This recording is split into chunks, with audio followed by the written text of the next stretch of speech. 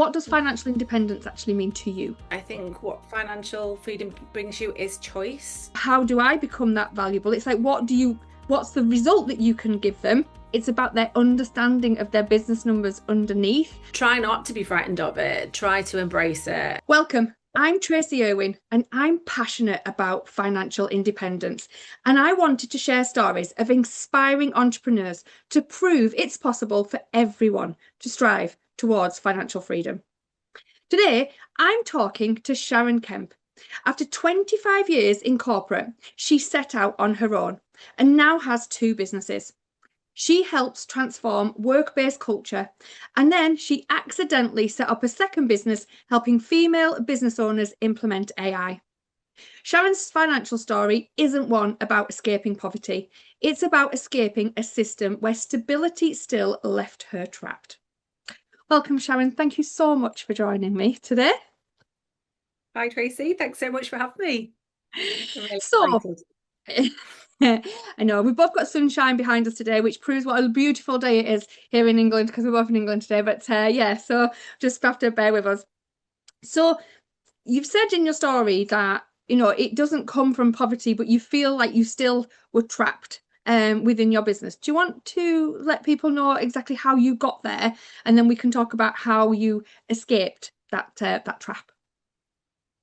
Absolutely. So I'm your kind of traditional corporate girly. I was brought up to kind of get the great job and climb the corporate ladder. And I did that for a lot of years. I had a bit of time in consultancy, but pretty late on in my career, I realized that I wanted to get more time back for me. I'd gone through a period of really, really busy, stressful time during the COVID pandemic. I was part of a healthcare company. I was in a communications role. It was chaotic. I can And imagine.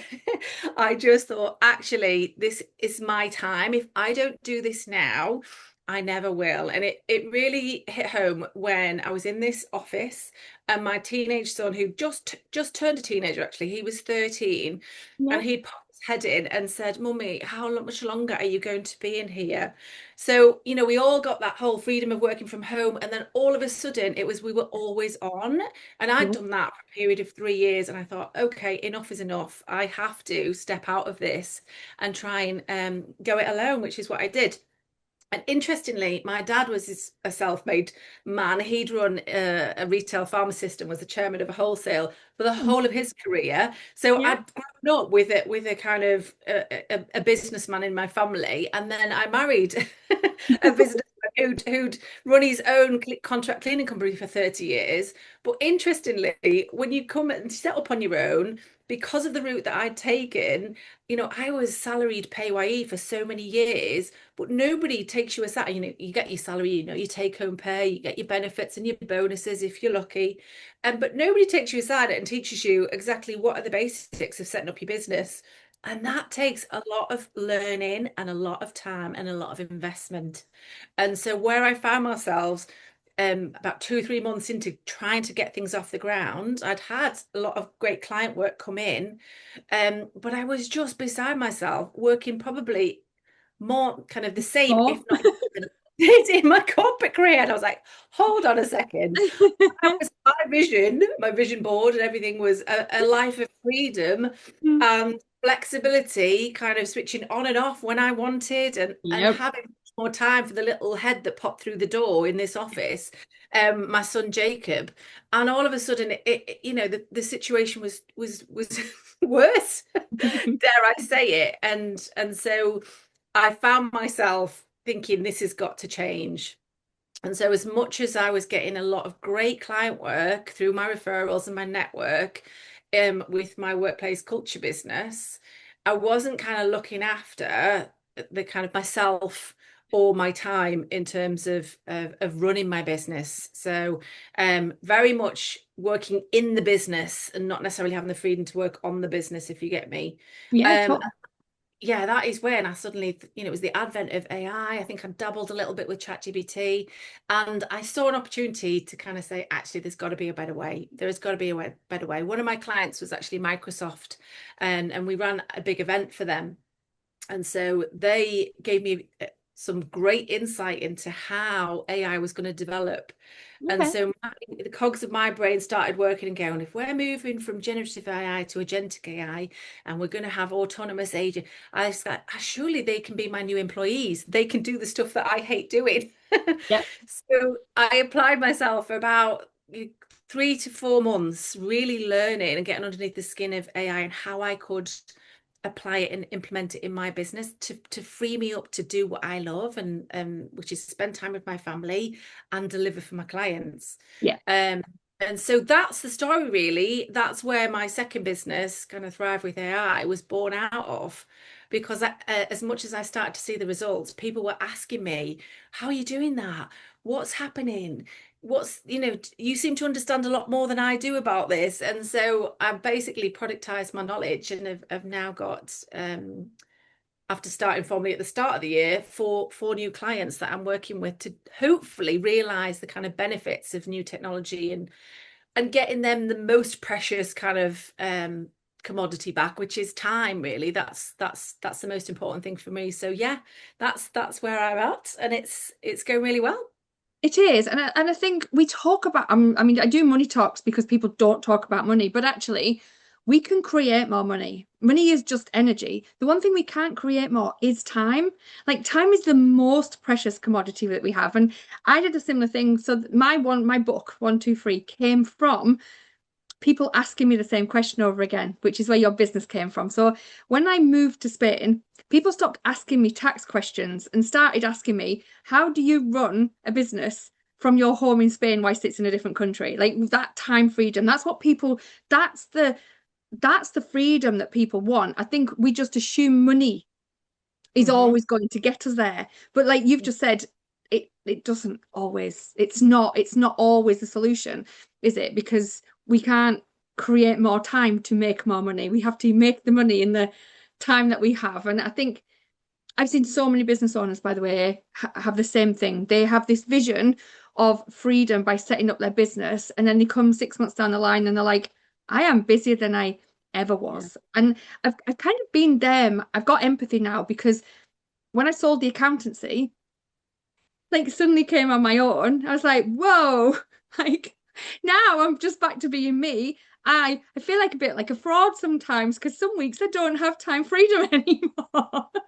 So, like you've gone on the AI journey, and that's how we met as well, isn't it? Through both our AI journeys. But so thinking about like your corporate career and going then going it alone, like what does financial independence actually mean to you?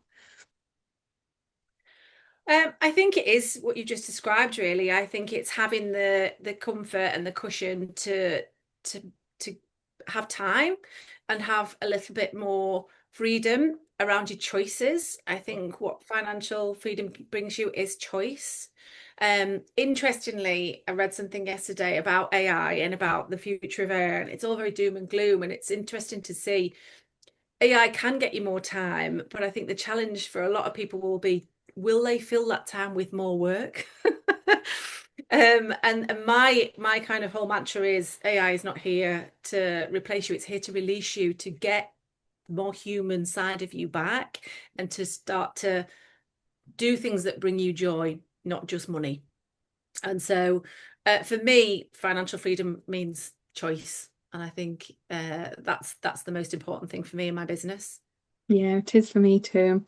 So if somebody's sat in the place that you were at and trapped, they're trying to grow their business, they're like, they've got less time now than they did when they were in a job. Like, what would you say is the first step for them to actually try to be able to get out of that trap?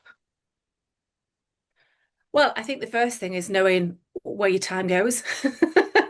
It sounds really straightforward. And for me, it started by just looking at, and again, everybody does different things with AI. For me, I kind of fed it snapshots of my diary, and I was absolutely shocked when it gave me a lovely breakdown of where my time was going because it was absolutely not where I thought it was going. And it wasn't into revenue generating activity. It was for stuff that didn't necessarily move my business forward. And that, at that point, when it's in front of you, then you have the information to make some different decisions and some different choices. So for me, number one is before you even go near an AI tool, understand where your time is going in your business and whether you're spending time in the right places. Yeah. Because as you said, it's precious, and everything that you invest in your business should be giving you a return. Are you working harder than ever, but feeling like you're getting nowhere? You're not alone. Most business owners I speak to feel trapped in their own success, working 60 hours plus a week, missing family time, and honestly, they're not even sure why they feel so stuck. They just know something needs to change. If this sounds familiar, I've created a quick quiz to help you find out why you feel stuck in your business. It takes only 2 minutes, and I give you clarity on exactly what's keeping you trapped, and more importantly, how to break free. The link's in the description, so why not take it now? It really should. I've been recently just going back to that, by the way. So I'm like 30 years down the line. I'm still writing my timesheet now and again just to check where it's going. Ever feel overwhelmed? If I start feeling overwhelmed, I'm like, right, what am I doing? Because it is interesting. And when I grew the accountancy, I I went to a convention. It was in Manchester, and this gentleman stood up on stage, and I remember him saying to everybody, "What's the first thing you do when you get to work?" And everyone was like, check emails, make a brew, like everything. And then he turned around and he said, "So when do you do revenue generating work?" And the whole Hmm. place just went silent. And he had this philosophy that he has 90 minutes every morning, and he still does it now. I know him. He's like well now. And because I joined his club because it was like the thing. I went home going, oh my goodness, I need to do this. And like I did, because my business grew quite 10 times more in by being in this membership. So but and he talked about the 90 minutes, and he goes in and he does 90 minutes of work every single day. Nobody's allowed to talk to him or anything that moves the needle forward. Yeah. And I implemented it. And I was Hmm. shocked. Like literally, like I put a note on the door. Nobody's if the door was shut, nobody's allowed to talk to me. Because I had a team by this point. And it really did make my business move forward over that period of time. I have a little bit more time now, and I kind of block my days instead now. So like Monday is my revenue generating day. I work on my own business on Monday, don't work on anybody else's. Really selfish. Don't even, unless it's an urgent matter, I don't even reply to an email. Like that is Yeah. my day. And then Tuesday's my client day, and I do all the work for my clients on a Tuesday. Wednesday's my marketing day, and Thursday's my meetings day, and Friday's my day of depends. It really does depend. If like Hirad's at work and there's nothing else on, I will go to the office and do some work. I'm not saying I don't work a Friday, but I can choose to work a Friday, and I think that so I've kind of taken the 90 minutes and made it bigger. But there's so many businesses that are just starting out that if they just implement, even if it's just 60 minutes, because it'll get, I think doing that revenue generating work at the beginning is before the day takes over, because I think that's what it is, isn't it? Like your day takes over. Can run away, absolutely. I mean, I love that. I love that. I remember one of the kind of learning curves I went on is to set a rhythm for your week. Yes. Because coming from the corporate world, as much as I was in a leadership role and I had autonomy over my diary, I wasn't necessarily logging everything. You just go from your day, meeting to meeting, day to day, and that's kind of how it works out. When you start to run your own business, you kind of in this mind around, well, every minute counts. And interestingly, we might come back to this, is that when you're in a consulting world, it absolutely 100% time is money. So how much of that time can you bill?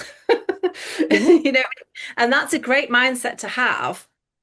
Um, and certainly in my consulting business, it still is a little bit of that. But I think from a mindset point of view, one of the shifts that I have made is to try and move away from kind of that whole exchange of I will sell my time for money to more I will sell the outcomes I achieve for you for money. Because I think one of the things that I had to really get my head around is my own value and worth when I set up my own business. And I think after 25 years, you think, oh my God, you've got loads of experience.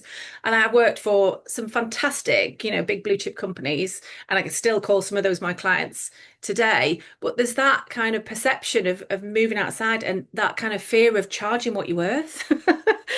Certainly when you set up, Yep. and so that's the one of the other things I would say is just don't forget, as well as doing revenue generating work, do not forget how much value you bring to a business, with all the experience and all of that. And then I guess further on down the line, it is about making sure that it's not just about selling your time for money. It's about making sure you translate that value into an outcome that solves a problem. Yep. And that is worth a huge amount. So don't be frightened to charge accordingly. No, I would think. I think a lot Yeah, of business owners struggle with that. I think they struggle with what's the outcome and like how to sell that right. outcome. And it goes back to like a graphic designer. I think I saw Chris D like do a talk on it saying, if this logo only takes me 15 minutes, is that worth less than somebody who takes an hour?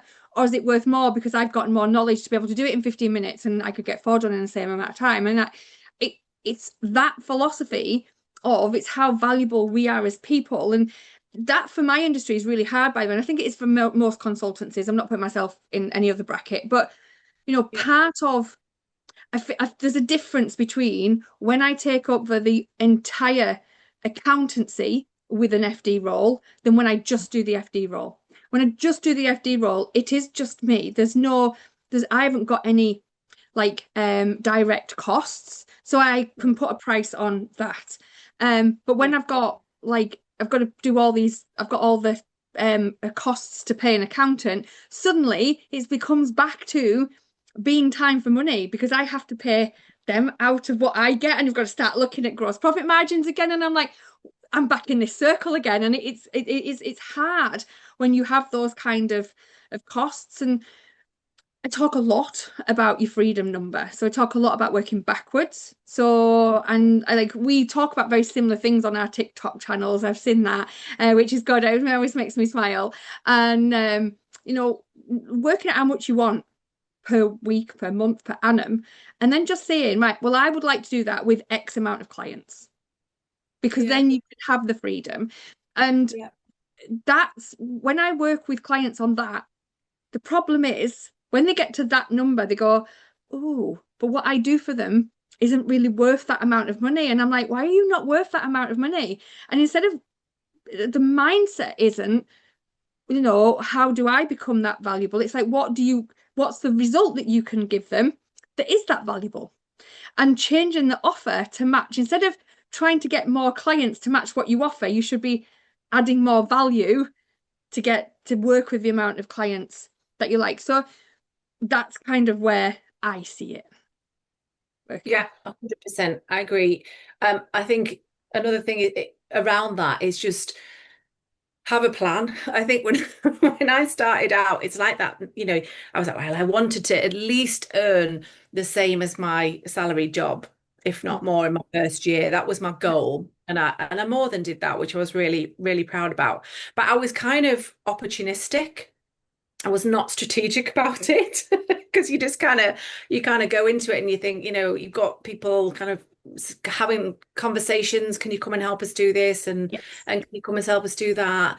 And I think probably what I should have done is got a lot sharper about, how much would it take to get to where I want to be, and how many projects and clients do I want to work with, idealistically, based on the time that I want to spend on this. Yeah.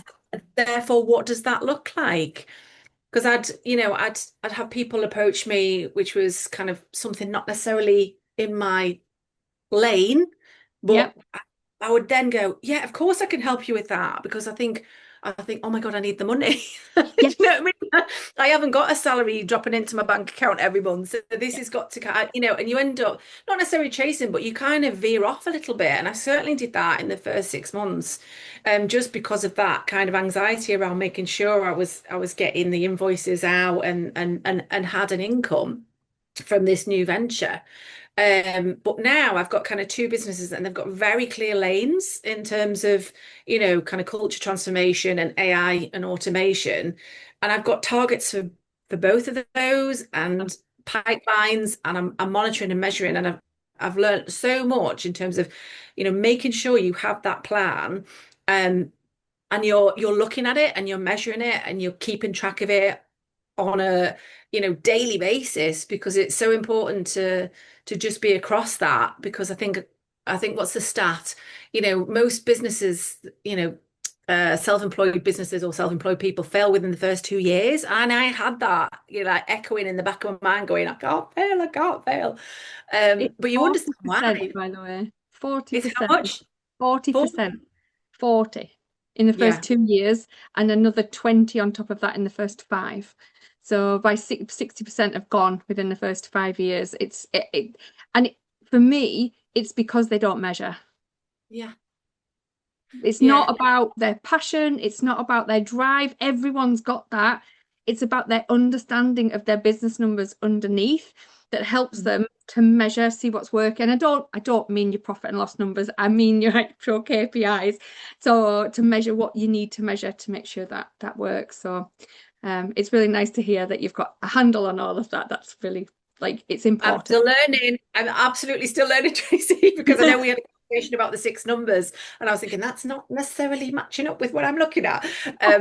So I'm still, you're constantly on a learning curve, aren't you, with this kind of journey?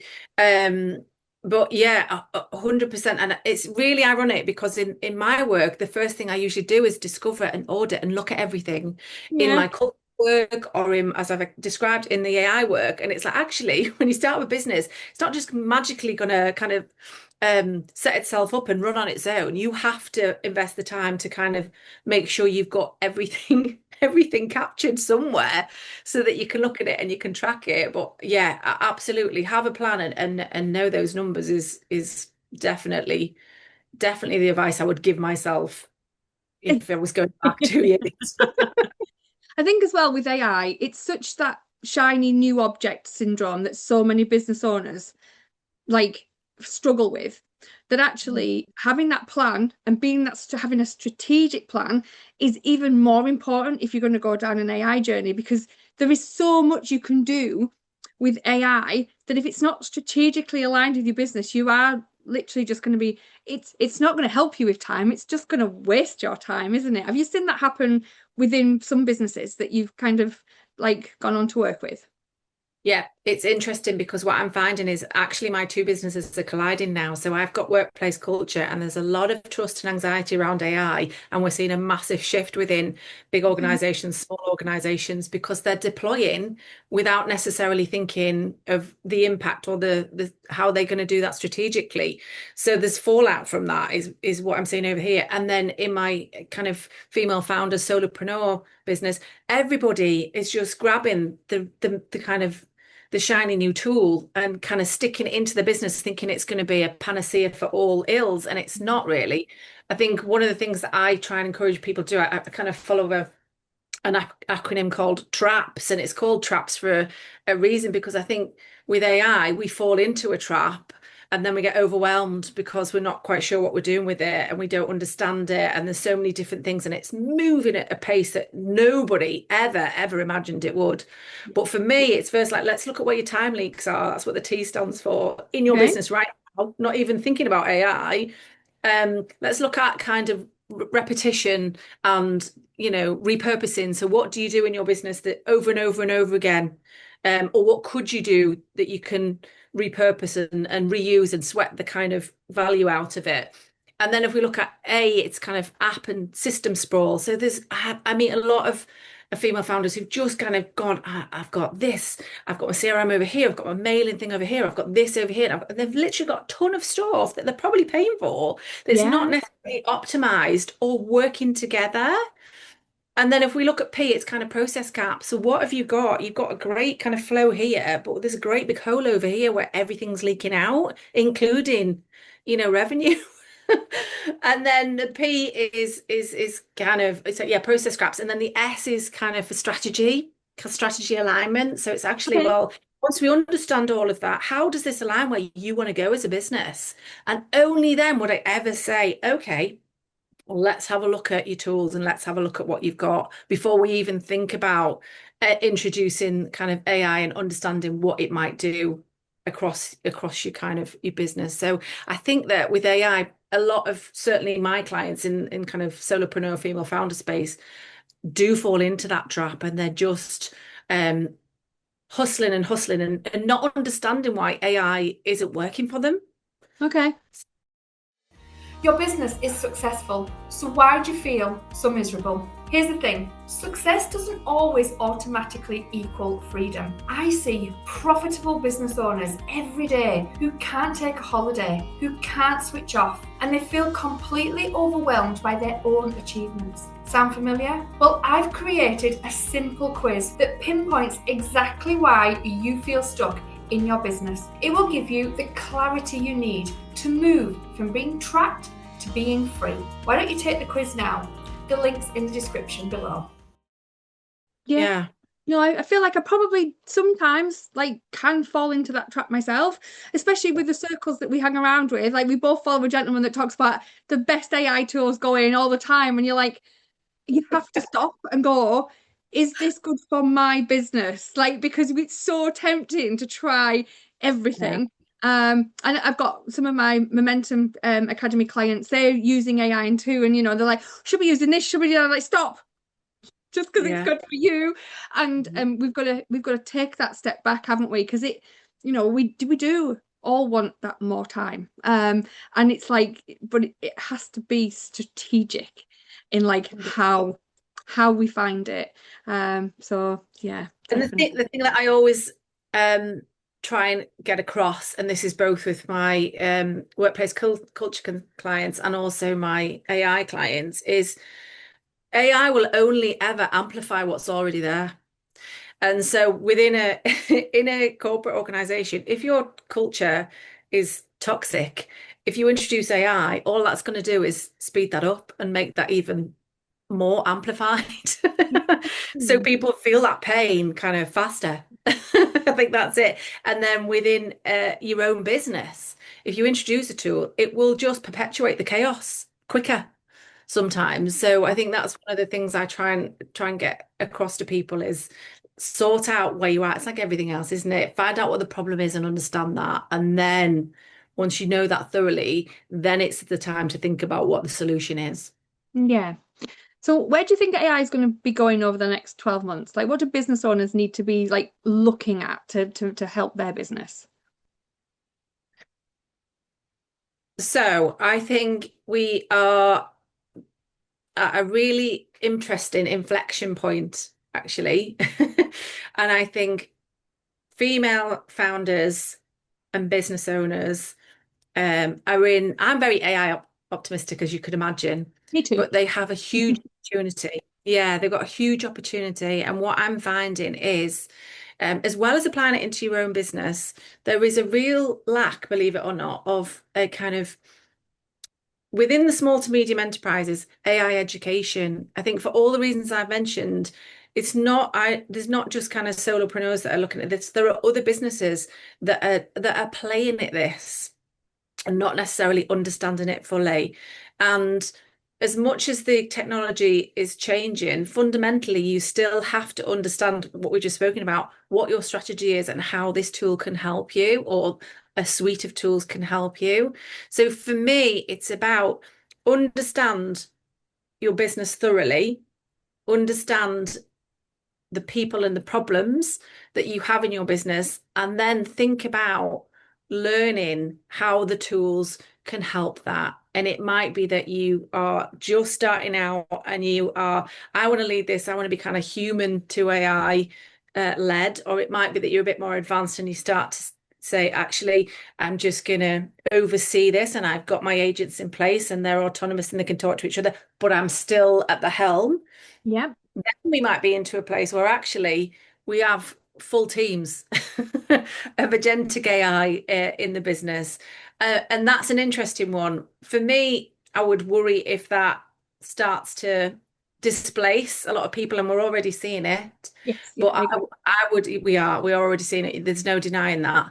But I think there is a huge market for businesses to really learn AI and start to learn a different kind of job. It was not necessarily the kind of doing all the doing. Yep, It's the enabling, it's the managing, it's the kind of training and development, and it's the overseeing and coaching and iterating. And I think most people that are in a kind of knowledge-based role, like we are going to find themselves starting to move much more into that space where they need to understand the technology, but it's about enabling, managing, and continuing to learn. it is. I think we're lucky in our generation. We've had pre-AI knowledge. So we've grown in business, in knowledge, in ourselves through a time where we had to learn ourselves. Like my granddaughter's generation won't have that privilege. So actually they won't their minds actually won't come into whether they get a good job or not. What will come into it is how useful they are to implement other people doing the work. And that worries me a little bit because that's kind of takes away the like people aren't going to do degrees. Like they're going to be pointless in some respects, which is quite scary to me. But it's only the same. When I look back at my career, like I started accountancy with T blocks, like literally double entry bookkeeping, and payroll used to take me 2.5 days to pay 38 men. Like I can pay 38 men in less than half an hour now. And if it's that whole thing of you can carry on working the way you were working, but you're going to get left behind so quickly, and not in the same respect as it was 25 years ago when I was paying for 38 men in 2.5 days. This is rapid. This is so much quicker evolution than what my entire rest of my career has gone through. Like I remember in 2013 being told by a accountant that I was jeopardizing my clients' data by putting it onto zero and that I shouldn't be in business. That's what he told me. I shouldn't be in business. The fact that I was putting it onto the web was jeopardizing all my clients' data. And I was like, but we can work so much faster and it's Yeah. secure. I've done my research. Don't worry. And like now, I know it's 13 years later, but now accountants have to put it on this system or because it has to go to HMRC digitally. Like literally, it's you've got to keep up with the times or you're just going to get left behind. And there is real horror stories about AI, and I've heard some of them myself, and some things worry me. But it's also such an exciting time. I can get much more done in the time by the usage of what I use than I would have done 3 years ago if I'd have, sold a business then and tried. It'd have taken me so much longer to get where I'm at. I know, I'm with you. I'm 100% with you. I read a really interesting article yesterday. I don't know if you've seen the posts, but it's basically two researchers that had sent a kind of letter from the future. It was quite AI doomer actually, but this AI content creator had compared that to the actual insight that we've got over the last couple of years.